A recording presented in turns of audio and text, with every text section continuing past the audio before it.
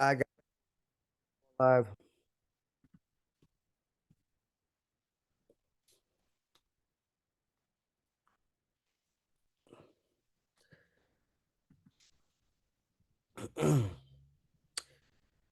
What's going on in the world today? What's up, guys? What's up, Tammy? Recording in progress. We are, yeah, I mean, I got in, so it's like it told me I was locked out for 30 minutes, and then I went back in.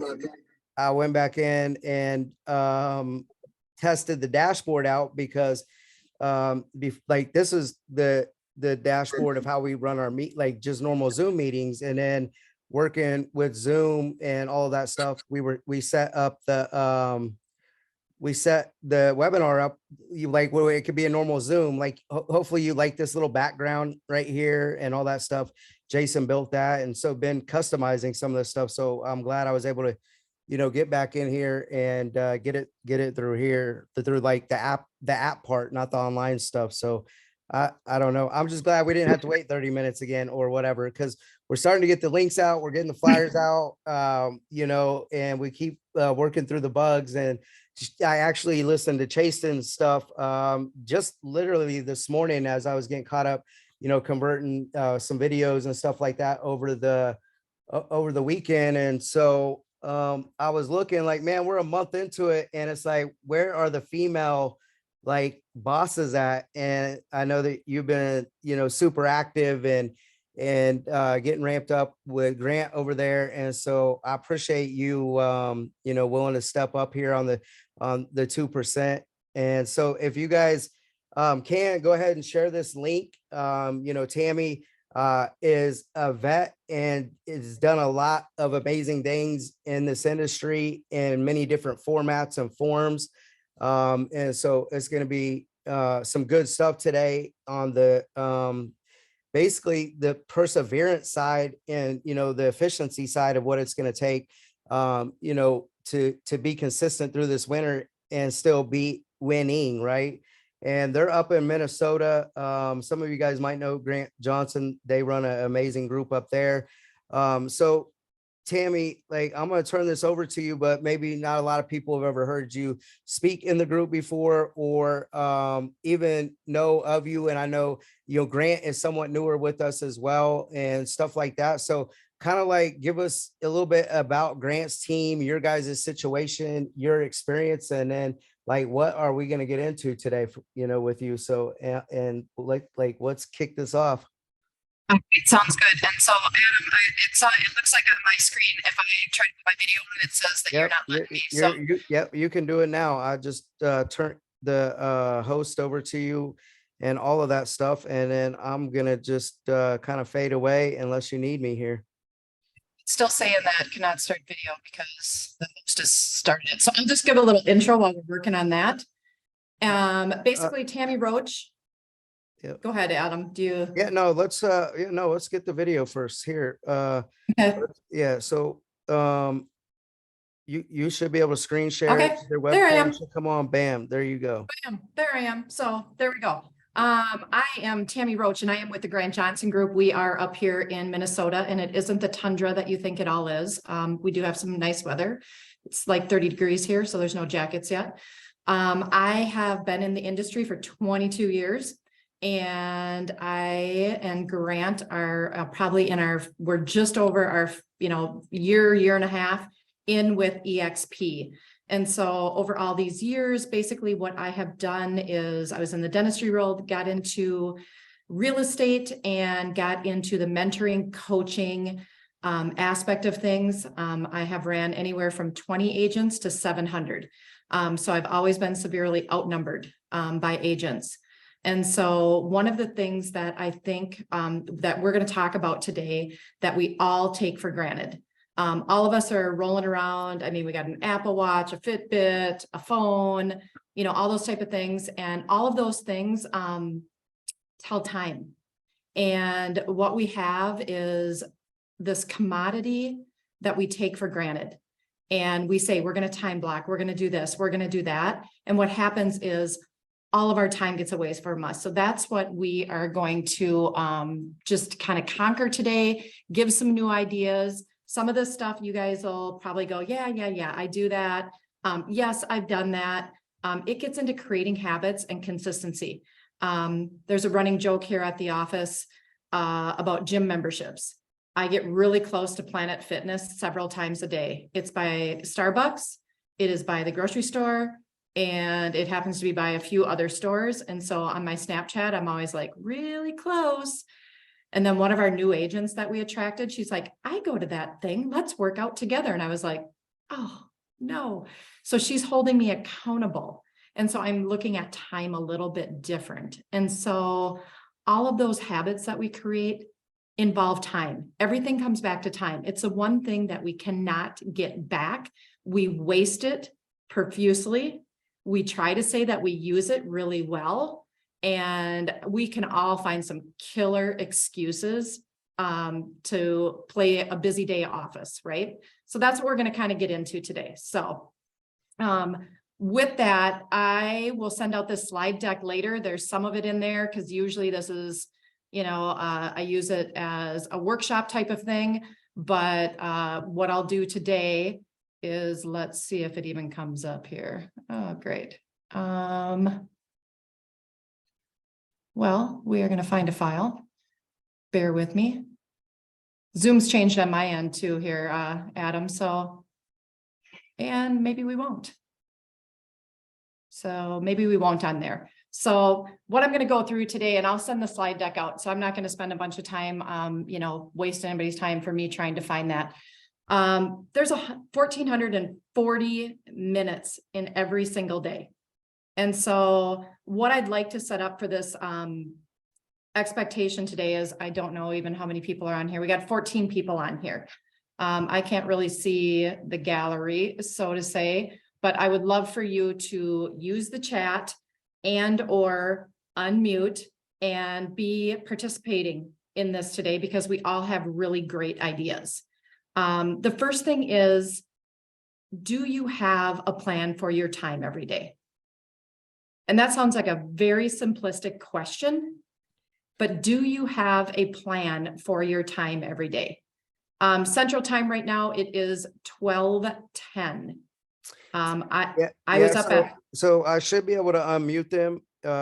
Let's see if you guys can unmute yourself. I think that's how, Jay-Z's been able to set it up. I was able to unmute myself. So maybe Tony, you had your hand raised, and you've heard a lot about me talk about this. And I really think what you're touching on, and I was just talking about this yesterday with a person, and this is what separates the good from the greats. And it's like, in this very moment when life is happening, things are going on, how we respond to it, or cancellation with appointments, and do we interchange them with other dollar producing activities, or are we still taking action when we don't feel good or devastating things are happening? And so, somebody was, bringing up things that I went through and so on and so forth.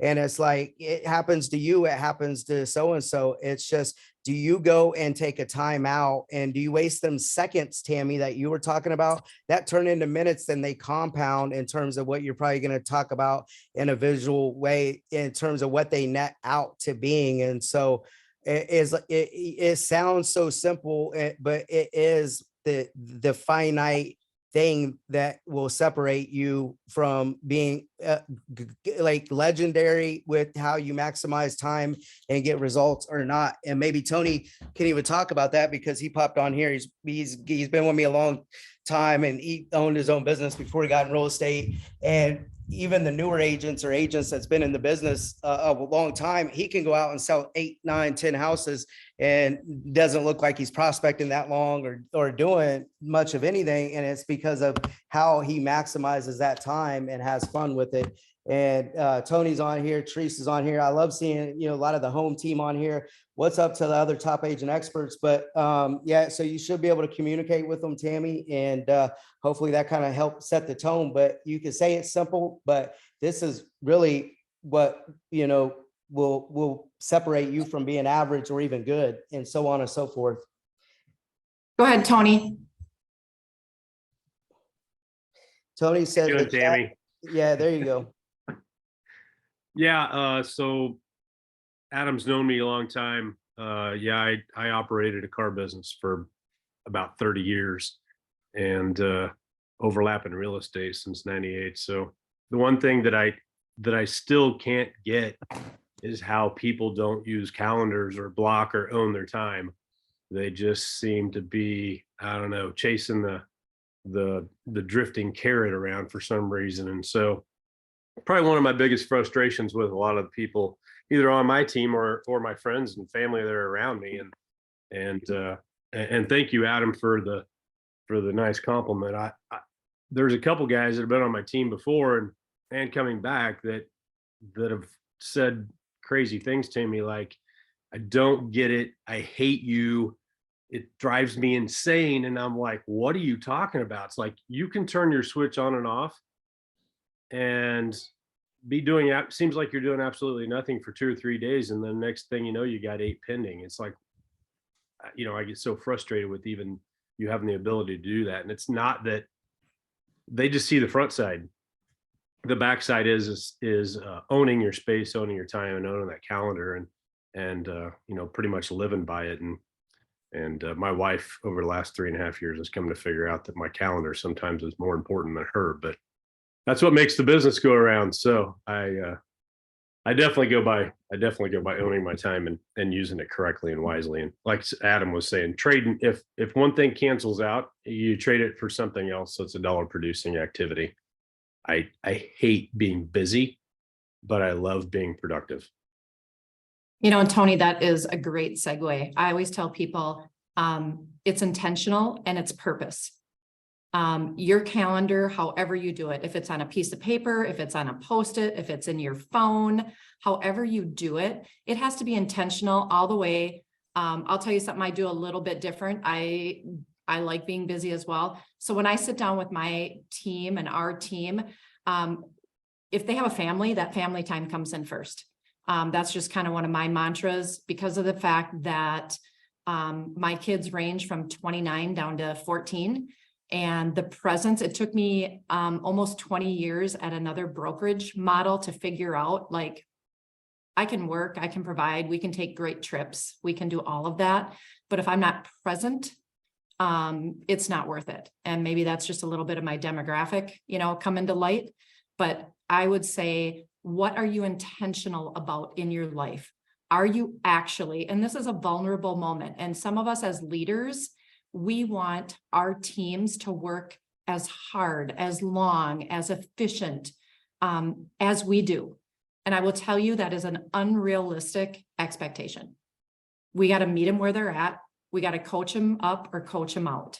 And I know Grant and I have had this conversation many times, and he is on here where he's like, everybody should be in the office and everybody should be that. And every team has a different way of doing it.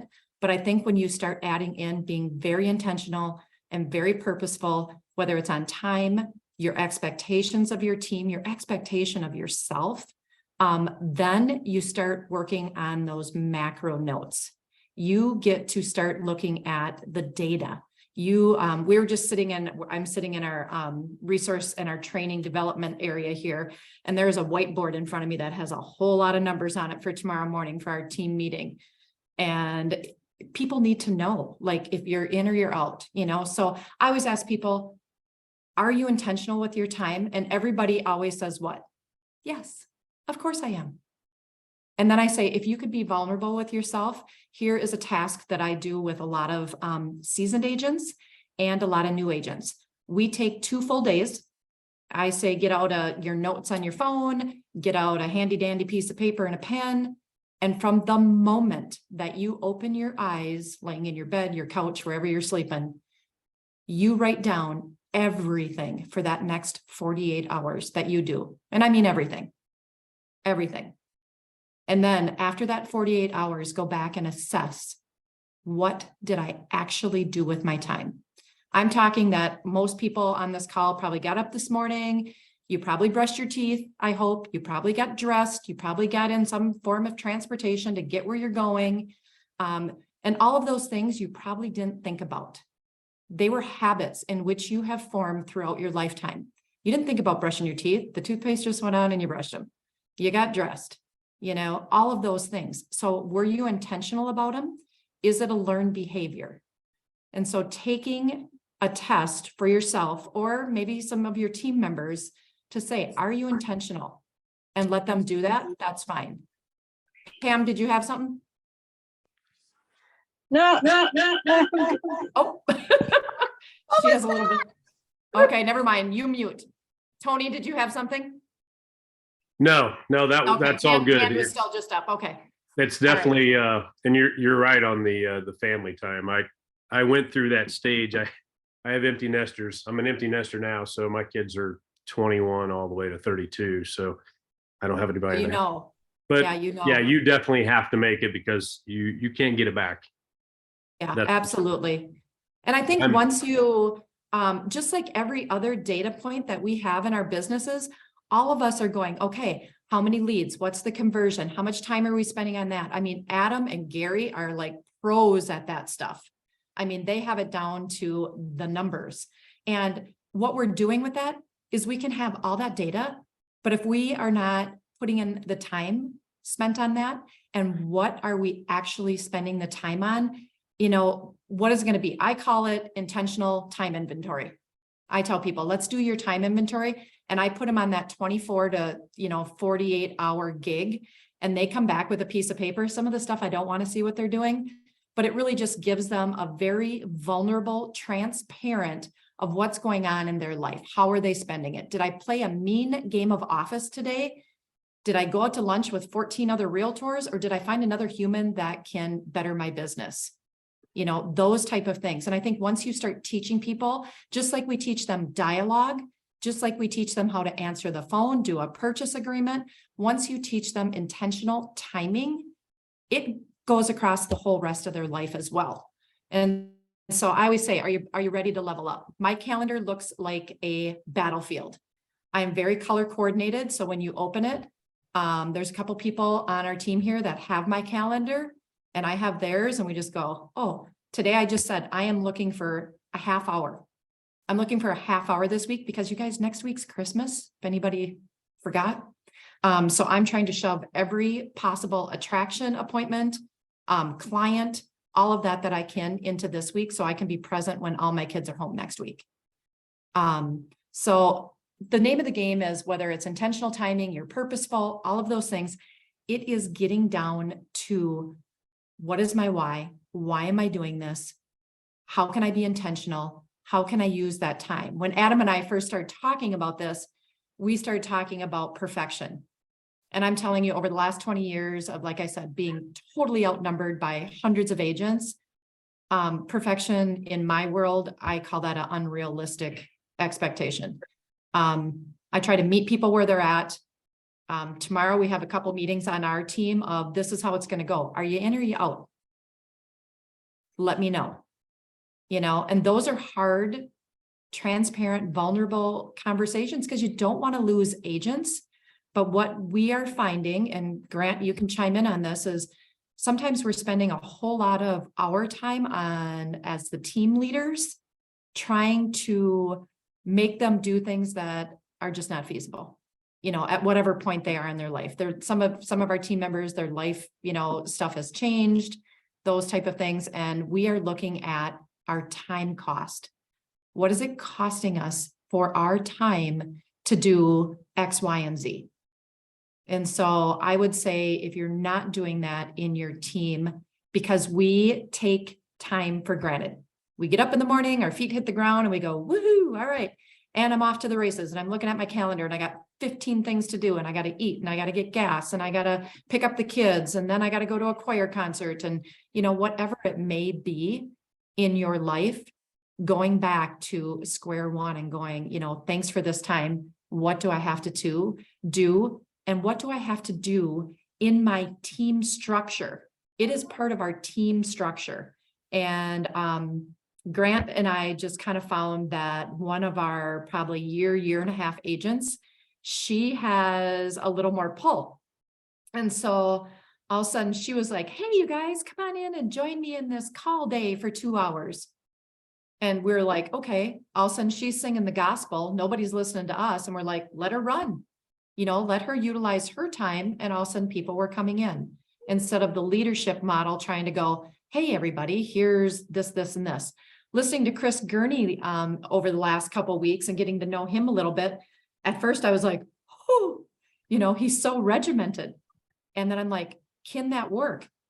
He's making it work, and so each of us, I think, has a different time measurement that works for us. And so I've been talking now for like 14 minutes. I would actually like to hear if you have intentional time, whether you want to call them blocks or minutes or whatever, affirmations, all those types. What is it in your first 2 hours of your day that is a automatic? And this is where you unmute and you get to be participating.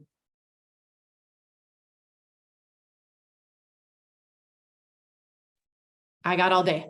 Yeah. So, you guys, I think Tony, you were able to just unmute yourself, right? So hopefully you guys can unmute yourself. Yeah, I'm Jarrett is on, unmuted. Jarrett is on here, as well. And maybe, this kind of hits home with him too. I own, a team up in Toronto with him, and he was one of the top 50 in all of Canada, or 100 agents that came on board. And, he stuck it out with me because the systems and things on the back end, but he's moved to the other side of the country and, went through some, life changes, because this is what it's about, staying consistent and doing the hard stuff when life changes or when work gets hard. And so it's like you hit the nail on the head, Tammy. It's like that they're just not willing to do it, right? So now you got to find the people that shed that skin, and find the people that, are willing to pay the cost and do the activities for the new environment and climate that we're in. But that morning piece, I'd like maybe Jarrett to talk about it, because it's so important. I quit drinking 10 months ago and did it, or 11 months ago, for a year, just, for like whatever reason, with, a blind spot or things going on. And it's like, I get a lot of things done and I move the needle forward and get big results. But it's like, I just operate at a different level in my mornings and my clarity and everything.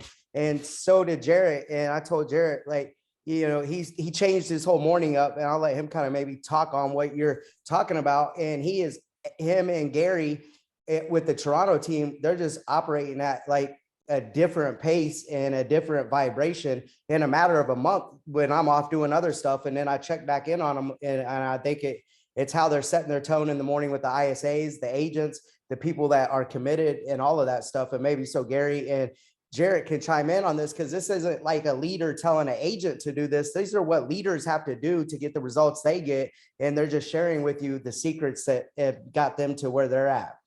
For sure, man. I'll chime in here a little bit. So it's interesting that this meeting I was just invited to, 15 minutes ago, and I decided to jump on. And it's something that I've been discussing and something that I've been thinking about a lot. Every year, December is a impactful month for me, because it's about reflection and projection for the next year. And every year I fill out a booklet that I've been creating for the past 6 or 7 years. It's entitled Future Telling, Mastering the Art of the Goal. And there's always a question in there for review and for projection of the next year. And the review is, what are 1 or 2 things that you could have either added or taken away to this year that would have impacted your bottom line or made the biggest difference in your production? And then for the next year, it says, what are 1 or 2 habits you could either create or get rid of that would make the biggest impact on you attaining your goals in 2023?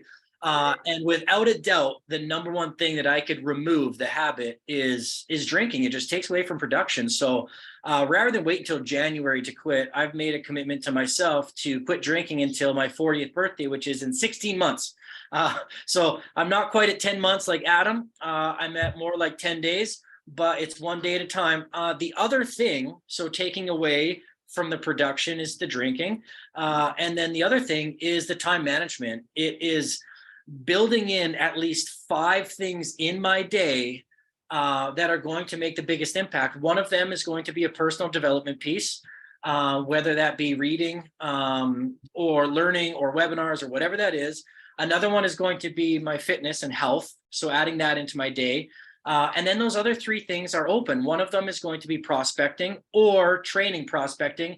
And those other two things are going to be built into, let's say, I want to create 12 different workshops. Well, I'm not going to spend 24 hours straight working on that. But if I schedule 45 minutes a day to chip away at those larger goals, then that's the biggest thing. So taking away the habit of the drinking and adding in the habit of intentional daily routines and breaking down those large to-do lists into smaller pieces and chunking them is going to help me start to, really track the momentum and track the movement. Because if you can't track it and you don't have a scoreboard, you can often lose sight of the momentum and lose that momentum and not have that flame constantly growing, right? So I love what you're saying here. It's definitely something that everybody can do better at. And it's not just like stop and start.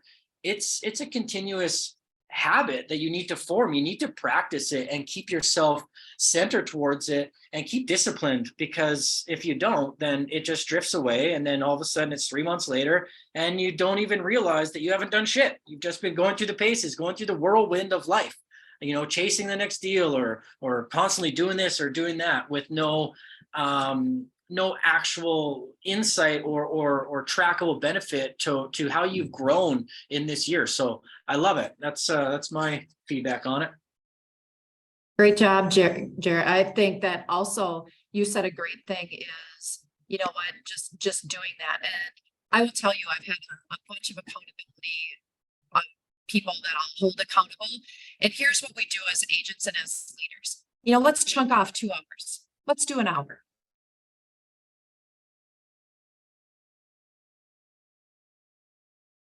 I mean, human psychology is you got to do it at least 27 times, maybe even more, to even start getting it in your everyday habit of things.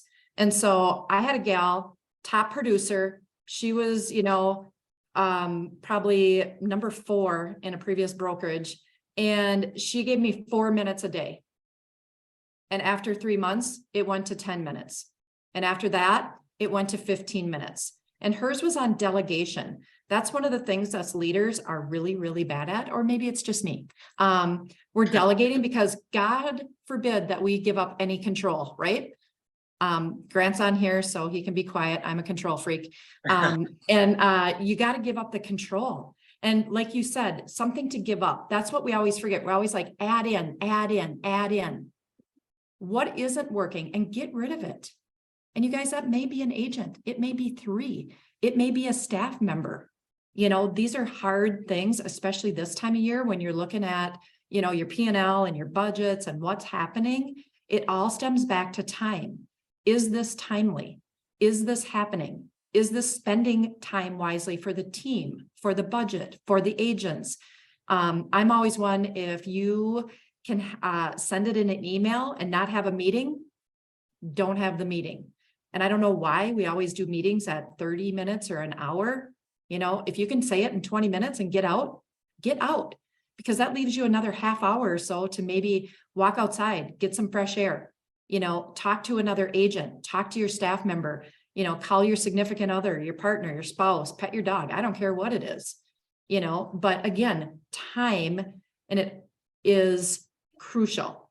And if you can wake up in the morning, and whatever that is, I'll tell you guys, I'll be vulnerable. I wake up in the morning, my feet hit the floor, my dog's usually right next to me. And I just say, thank you for letting me wake up. I get up, I do affirmations. I have a thing. You guys are going to think this is crazy. Maybe some of you do it. I hope you do. I don't touch my phone for the first 30 minutes when I get out of bed. It is I don't. And I get up between probably 5:30ish now. It's really dark here in Minnesota till like whatever, but all over. But I don't touch my phone for the first 30 minutes. I pop out of bed. I do a little stretching. I probably do 10 minutes worth of affirmations, do a little prayer, go walk the dog without my phone, crazy. And then come back, and that's usually about 30 minutes. And then I try not to live out of my inbox. Your inbox will bring you down that rabbit hole. You know, you'll be Alice in Wonderland in a hot second, right? There's everything in there. And so I'm doing this with a couple people on our team, and we talk and they're like, I did it for 4 minutes. I'm like, I'll take the 4 minutes. That's a win. You know, I'm not going to tell them that 30 minutes, you know, it isn't, but if 4 minutes for them worked, and it's really, really hard to do. And it's a habit that I created from a coach that I had. And he's like, just don't pick up your phone. I'm like, are you out of your mind? What if somebody's purchase agreement, whatever, at 2 o'clock in the morning, or what if whatever? And he looked right at me and he said, Tammy, nobody's dying on the table today in our business. And that hit me several years ago. That was 2016. And I was like, you're right, they're not, you know? And so prioritizing, not taking in the big chunks. Is it the minutes? Is it the hours? Is it the days? Is it the months, you know, quarters, years? I go in each of them. So right now we have our training, our development, all that stuff rolled out for the next 90 days. And if something like spectacular or relevant happens in the market that we got to switch some stuff around, perfect, we can. But you know what? Then I'm not sitting there on a Monday night worrying about what am I going to say tomorrow? And I mean, I've been doing this for 20 years, so I could pull something out and say it, but you know, it's being prepared.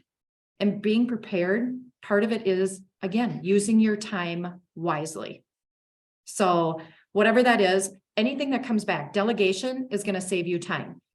Doing what Jarrett said and going ahead and seeing what works in your business, what doesn't, is going to save you time. You know, I call it an accomplishment list instead of a to-do list, because a to-do list just keeps going and going and going. Yep. And people psychologically feel like they failed at the end of the day, because pretty much you're going to get 2 or 3 things done on your to-do list, and the rest of them are going to keep being rolling to the next day. And there is this feeling of failure. So I call it an accomplishment list. And we ask each of our people all the time, like, what did you accomplish today? You know, how did you fail forward? It's okay that you screwed up that Zillow call or that ALM or whatever it is. How can we help you and support you get better? And all of these things that I'm kind of going off on these paths are, it all comes back to each of our time. And again, think about it today. If you think about it right now, you've taken time for granted. It's the middle of the day for most of us. Some of us, I'm, you know, not sure what time zones you're in, but all of a sudden you're like, you know, my stomach's growling, it's lunchtime, you know? So is there anything that anybody else does as a, you know, time blocking aspect, whatever you want to call it, time that you do with regiment on a daily basis that you can share with everybody else? Yeah, I'll just piggyback off. This is Gary. I just piggyback off what Jarrett said. So my morning routine, I mean, I won't really get into that, but I do have one. You know, it consists of, you know, prayer and kind of reflection and sometimes just kind of recapping the day before and kind of looking at the, you know, the hours ahead. But I think most importantly, it's the consistency. What's really helped me in the past and, you know, going forward is the consistency of being loyal to what I set in place. You know, isolating those pain points. You know, when you're intentional, you're isolating the pain point, right? It's something that you have to either master or want to master, or you have passion for, or you're isolating it. Because let's say prospecting, when you're blocking prospecting, you're isolating a pain point. And that pain point is, if you're not prospecting, you're not going to get paid. So you're doing preventive maintenance, right? So that's how I look at it. You're isolating, just like if you're going to therapy, you got an injured knee. You're being very intentional on the exercise you're doing because you're trying to build that strength, that muscle memory, right? And so being intentional really just isolates a possible pain point, you know. And I always say when I'm talking to our team and stuff, random business gets you random results. If you're not being intentional about it, you're not building a predictable, repeatable, sustainable, and last but not least, profitable business, right? And so you have to be intentional, because if you're being intentional and it's working, guess what? You're going to continue doing it. But if it's not in your routine, your daily conditionable items, it's just going to be random. And that's why a lot of agents right now have a lot of ebbs and flows. You know, if you look at their income, it goes up and down, up and down, up and down. You know why? Because they don't have a sustainable business model, because they're inconsistent in their daily activities. And the reason why they're not having consistency is because it's not in their calendar. They don't prioritize, right? They don't do the things that are important. So they get distracted. They answer phone calls. They try to put out fires, which I get, but it has to trump the task that's in place. Like, what trumps prospecting, right? You have to ask yourself that. Oh, I got to answer this buyer that wants to go look at a house. That doesn't trump it, right? Because you can always just say, hey, you know, I'll circle back around, or you can circle back around to it. So just prioritizing that. But I love this, because the psychology you're talking about, as far as our behavior, this is an important piece for everybody on this call. So what Tammy's bringing up is really a pass or fail. Either you have it or you don't. And I love the fact that you set boundaries, because if we're not setting up boundaries and expectations, guess what? You're compromising everything. You're compromising your own personal business, your own structure. And so I say, you guys, hit the reset button. This is a defrag. When you start setting up new boundaries and setting up new goals, you're hitting a reset button. And every year you should be doing this. Every day we should be doing this, right? Because we always want to be better than we were yesterday, right? So that's the whole goal. But I love it. I love these stories. Well, and I think too, on the team aspect is, you know, whoever, I mean, if it's you trying to hold everybody accountable, those type of things, we're getting to the point where we're doing it in pods and groups, because again, we're outnumbered on our leadership team. And so we're getting in those pods and groups. And like I said, I'll send the slide deck out. Sorry, I don't know why it's not sharing, but whatever. And it has to do on there too with, there's business, but there's health, there's accomplishments, there's what didn't I do well today? And I think the more that you give people permission to go ahead and say, like, it's really hard for humans to be vulnerable, right? We all want to be like, oh, everything's great. You know, how's the market? It's great. I'm so busy. I'm this, I'm that. And the way that you get down to that vulnerability is, you know, letting people feel comfortable, inspiring them, encouraging them, and trying to teach them to use their time well. And so there are those that just have it. And we've all had those come in and out of our life. You're like, they're going to be great. And there's the ones that are going to suck every moment of your time, the agent's time, your staff's time, for the one deal that they're doing. And over all these years, it may sound crass. I'm sorry if it is, but those are the people that we sit down with. And poor Grant and I have done this over the last couple months. Our referral division for EXP, I'm loading it up, because you know what? We're just going to go out and attract new people. For the people that want to be here and want to reap the benefits of everything that we're doing, we want those people, and we want to help them, and we want to see them succeed. And the people that choose, I always say you get to choose or choose not to. The people that choose not to, that's okay. Mm-hmm. A lot of times, you guys, they need our permission. I just had a gentleman that I sat down with last week that he said, I didn't want to disappoint you, Tammy. And I said, it's okay. You know, you have this incredible opportunity. He's a chef. He loves to cook. He got an incredible opportunity. And I said, go do it. I mean, you can't like knock this down. And he just looked at me 2 or 3 times and said, I just didn't want to disappoint you. I said, I'm not disappointed. I am so excited for what you get to do. And I'm like, and like, send me some meals. You know, but, you know, I think as you get back there, our time is spent on different things than sometimes our agent's time is spent in. And I know a lot of times it can drive me absolutely insane, because I see the potential in people. I've coached thousands of agents, and sometimes I can see their potential and they just don't want it. And I learned the very hard way, I cannot want it more than they do. Is my inner voice saying I want it more than you? Absolutely. But I have learned that I have to surrender to what they are willing to put in, because then it takes up all of my time. And that may sound selfish, but again, time is not a commodity that I can't find anywhere. Amazon ain't selling it. You know what? It's not at Target. It's not at Macy's. So if any of you guys find it, let me know. No billionaire ever bought another minute of time. Right? So we really need to utilize it. We really need to utilize it. And Pam, you're not on mute. You know, and I would say, what is the inventory? If you just take a couple days left here in December, not Christmas, but if you just take a couple days and do that inventory, and like I said, super simplistic, throw it in your notes on your phone, throw it on a piece of paper, grab a piece of paper, fold it in half, do one day at night, next day at night, and really be truthful and vulnerable and transparent with yourself and take a look at it.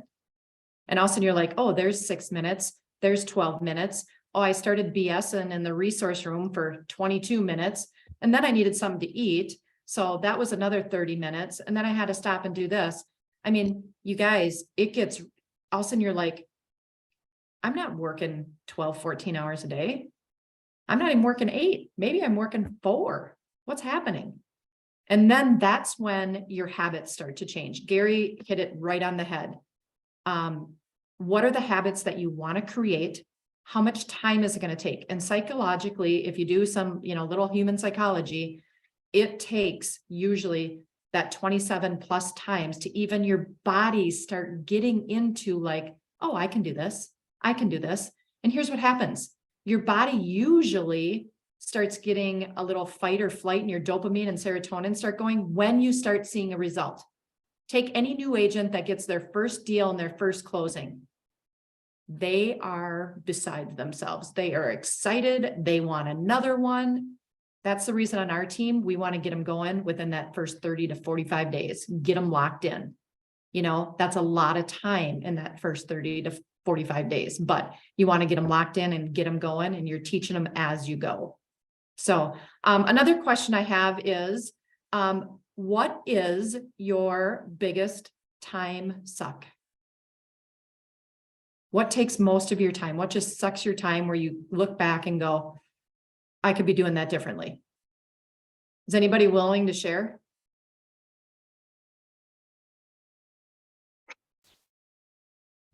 Sorry, I just had an interruption. Can you repeat that one more time for me?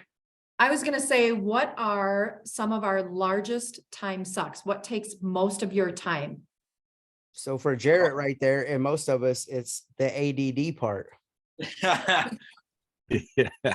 I mean, Look that at the is squirrel. no, I mean, that's real. I'm not poking fun at him. It's like, Mhm. I got a million things going on and I have great focus, but it's like something, I'll be on something. It's like, man, and it's like, then I'm picking something else up, and so making sure I compartmentalize it, like Jarrett was saying earlier, where you're not all in and fanatical on one pillar or just a little bit here, a little bit there, and then nothing really has any massive growth at the rate that it needs to happen right now. And it's kind of like what I'm battling with rebuilding the infrastructure more towards the traditional team than these self-organized groups, and getting back in the grassroots of doing the right things in the right order, setting up Zizu transactions departments, keeping everybody on task. And so for me, and maybe I'm speaking for a few of the other leaders, we try to max out, but the maxing out and the lack of singular intentional focus ends up having a diminishing return. Agreed. Anybody else? I think it was Arbinger. I took a 3-day time management intensive course, and I think it was based off Arbinger, which was the 4 quadrants of time management: urgent, important, urgent and important, not urgent. And being able to, I'm getting text message blasts, but I'm choosing to ignore those right now because I don't want to squirrel.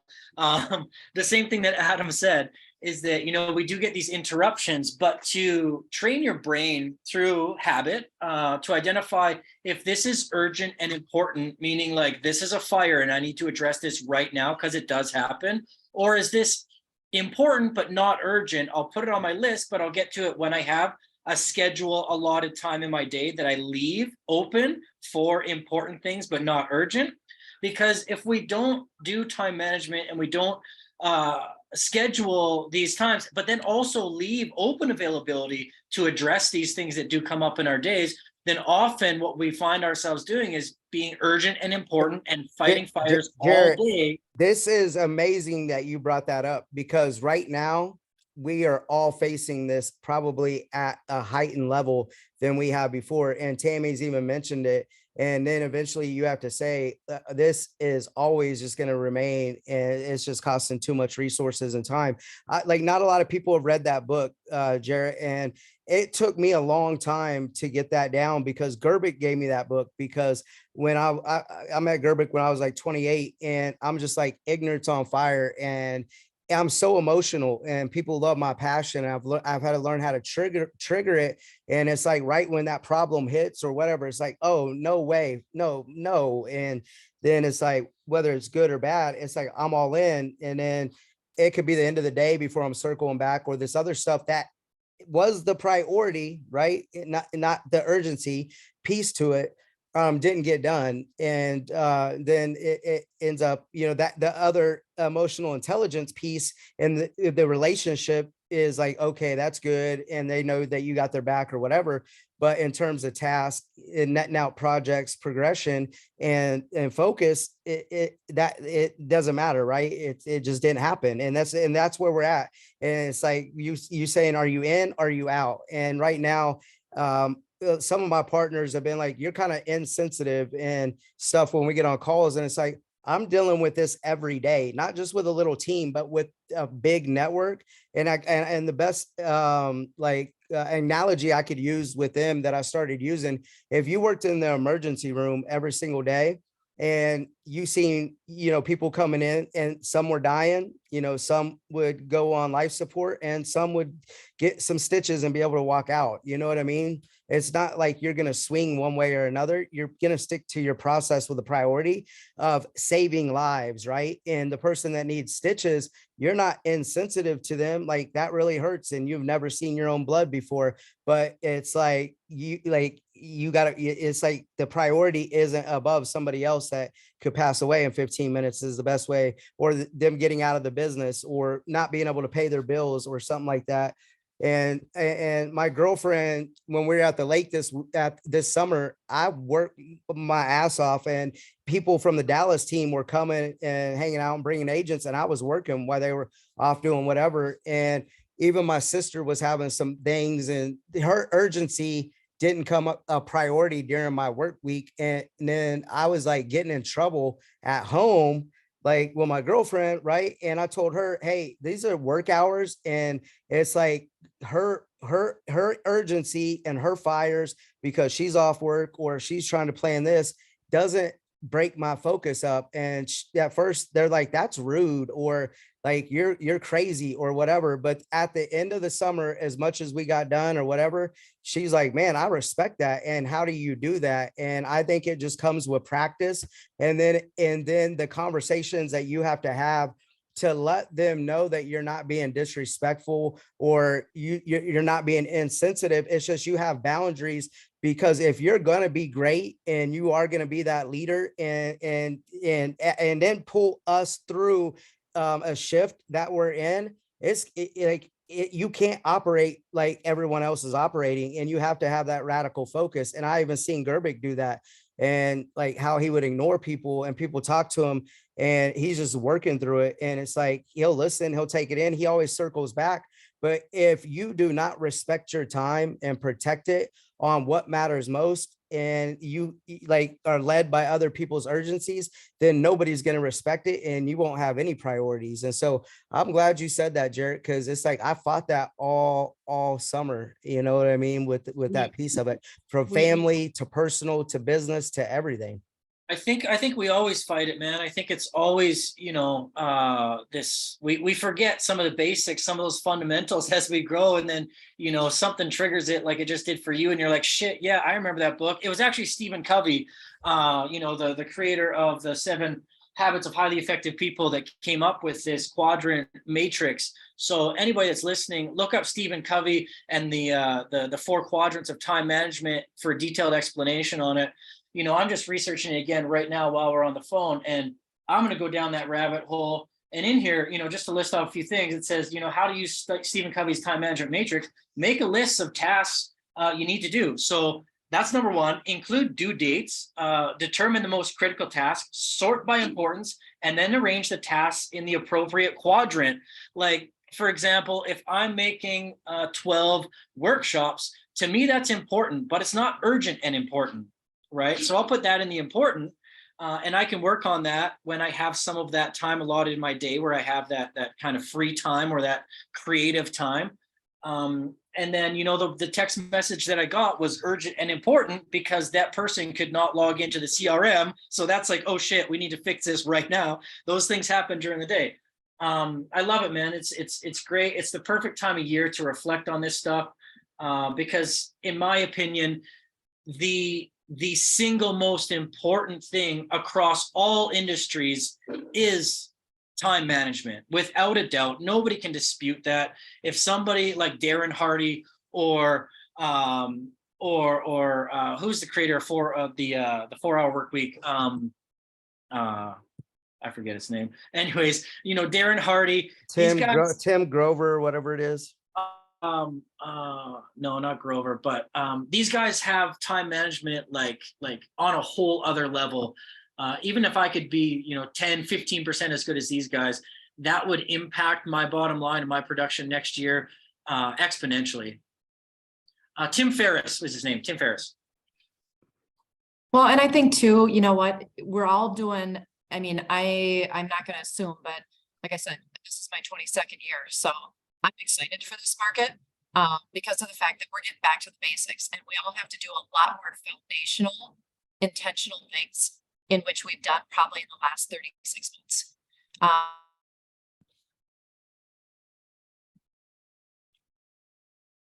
To breathe. Everybody's growing, our model's growing, our teams are growing, and there has to be boundaries. I didn't have boundaries for the first half of my appeal. The boundaries, you know, I wanted to follow up with this piece right here with the boundary piece that you mentioned with the team. Because what was normal 4 months ago, and I worked in a tie going into the office every day and doing different things. And now we're working remotely, and I've been way more in control of my calendar and working in high leverage different situations. But since, you know, Gary and, you know, came on, and I took on some new projects with Jarrett that you're getting to meet, and you know, in Wichita, like Teresa's from Wichita, and Tony, and it's like you know, Taylor is on here, and he's in Minnesota in your guys' area as well. So it's like kind of a good little group here. And Tyrell is in Wichita too with me. It's like funny how all this panned out. But when you're giving up your time, it's one of these things that even Gary, I pay and invest in a lot of systems, and sometimes I have to move and cancel appointments or do things and shift things around that are not normal for if things were normal. But if I got to go help, we'll just say any one of you guys on this call, we'll just use Grant as an example, because you know, that was a big partnership to Mike and I to get that done. And it's like it is easier to retain good partnerships or agents versus going and finding new ones. And so why we're also trying to go build business and or add buyers and sellers to our you know, to our database, and, you know, drive our sales, we can't lose focus of the current listings or our current partnerships or whatever, and stay closest to that relationship and the money and the conversion piece to that. And as everybody's needing more time, conversations, whatever, that it wasn't like that before, it puts stress on the system. And so having the team, I think, commit with what you're saying, Tammy. And if they don't, then I think that's why you ended up mentioning, and then we coach you and condition you on this, and you're in it with us, and or we coach you out of it. You know, there's been many times where I tell Gary, like, you're gonna have to run 4 of my appointments today, or I have to move this last minute, and this is what I have to deal with. And I never ran my business like that or anything. But when I look at it, it's like, just because other people are controlling my time and my calendar and their dollar producing activities, I also have to protect the higher dollar producing activities that are already in place, and being able to preserve them. And Chris Gurney, you mentioned him, And like, I love Chris. Chris is regimented, but he is just like me. And he protects his culture. And all of these guys that I was able to work with over the last 3 or 4 years, what I learned at Select Homes was, I don't care how many homes you sell, we had to protect the culture. And it was tough, it was hard, or whatever. And I've taught a lot of these guys that.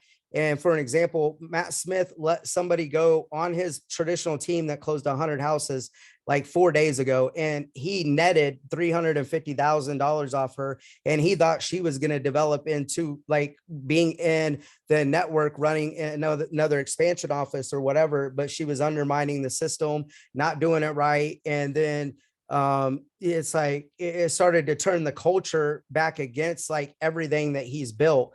And if you don't, if you don't fix that and you let that sag down, and that's what you're willing to tolerate, and then everybody's eating everybody's time up and nobody is committed to, we'll just say, like what Jarrett's saying, whatever those 3 tasks are, and they could be interchangeable, because we know what we have, those tasks are set out, but Adam might be on that task today, but by the end of the day, he might be needed to be somewhere else through this emergency shift we're in. And so it could be an ISA, it could be Jarrett, or Tony, for an example, stepping up and doing more things. And so I think that that piece to it right there, of like even listening to you, Tammy, and then listening and seeing what I see with all of our other partners, and Jarrett saying this is the most important piece to it.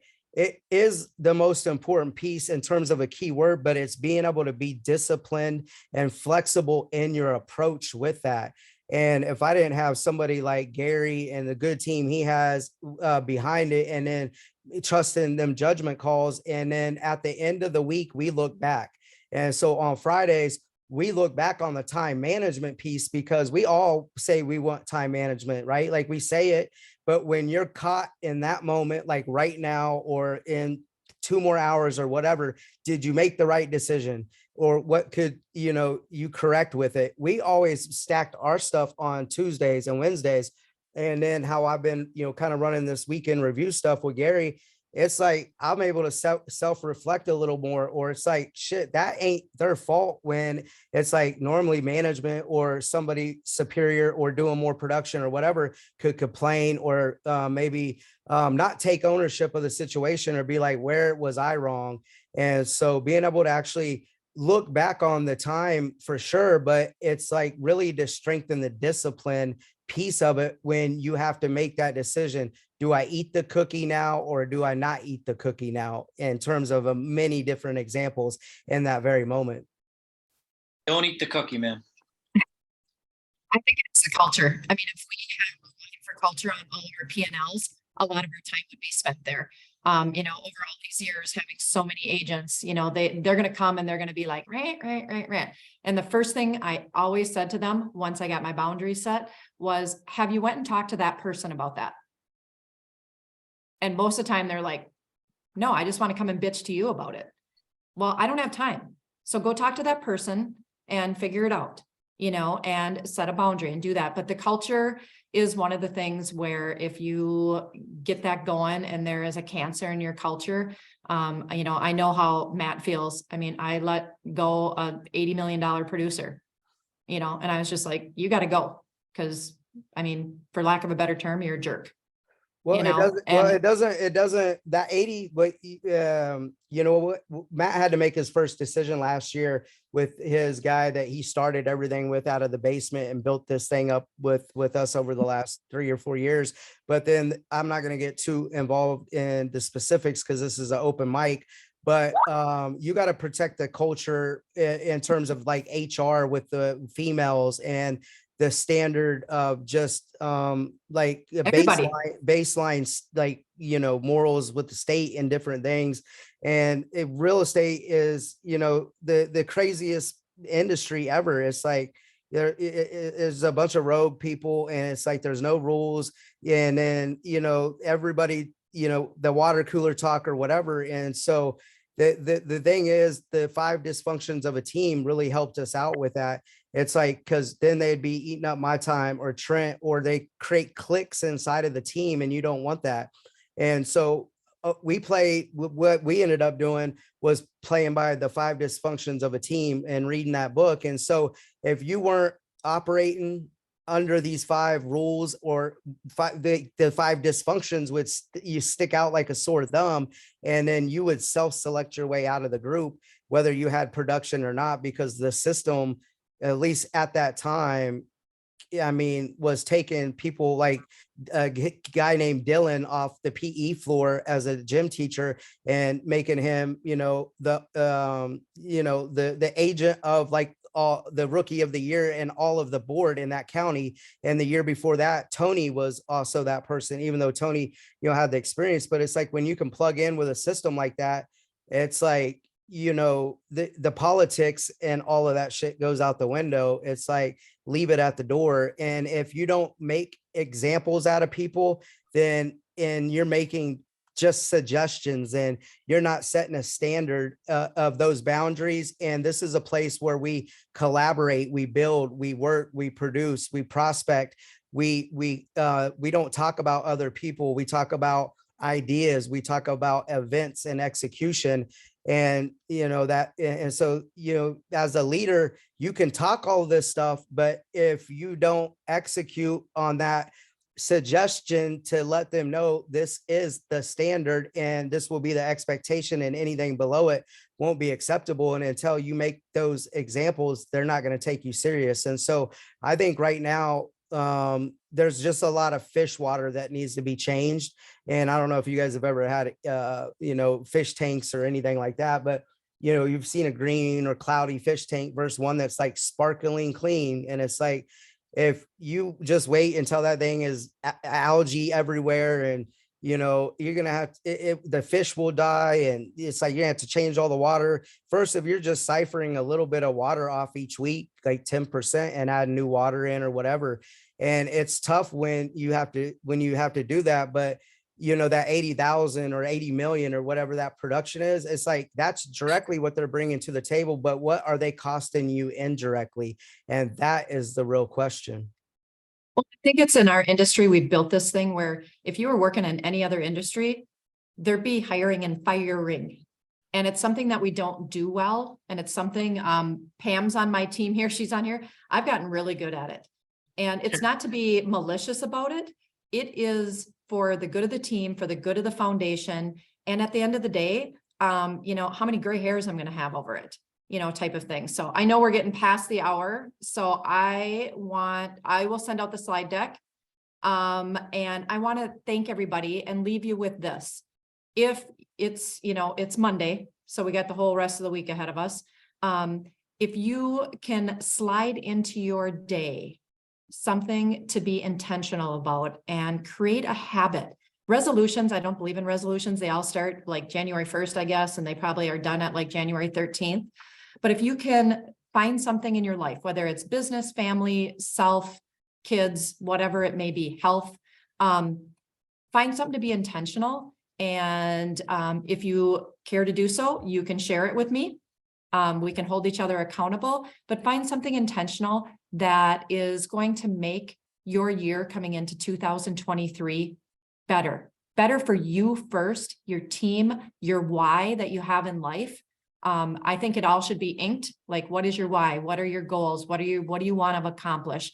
That, that should have probably all been inked back in October, but that can all change. So find something intentional that you really want to accomplish for yourself. I challenge you all to do that. It makes us better humans. And if you can share that, then when you start doing that, when you share that, you know what, your vibration is higher, your light is stronger. And we get to basically be in front of a lot of people all day long with our teams, with other people on calls like this, and sharing, being vulnerable, being transparent. It helps. You may have said something today that somebody else picked up and thought, wow, that was revolutionary to me. And why don't I try that? And so don't hold back. Be that person, be that human that's out there making a difference for everybody else. So Adam, I want to thank you for inviting me onto this. I want to thank you, everybody, for taking their time today. And if anybody has any questions, it's Tammy Roach. You can find me. So Top Agent Experts on there. Thanks Thanks, for the Tammy. share, Tammy. All right. Have a great day, you guys. Thank you.